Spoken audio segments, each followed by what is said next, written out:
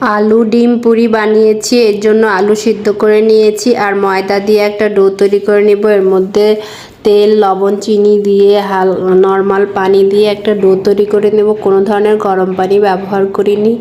এরপরে আলতো হাতে ডোটা তৈরি করে নেব। এরপর আলুটা সেদ্ধ হয়ে গেলে সেটা দিয়ে একটা ভর্তা তৈরি করে নিব। ভর্তাটা রেডি হয়ে গেলে এদিকে আমি ডিমগুলো সিদ্ধ করে নিয়েছিলাম। সেই ডিমগুলোকে আপনি যেভাবে খুশি সেভাবে কেটে নিতে পারেন। আমি এভাবে পাতলা পাতলা করে লম্বা দিক থেকে পাতলা পাতলা করে কেটে নিয়েছি। আর এদিকে রুটি তৈরি করে নিয়েছি। ভর্তাটাকে পাতলা পাতলা করে বসিয়ে দিয়েছি আর ডিম এক টুকরো করে এই ভর্তার সাথে বসিয়ে দিয়েছি।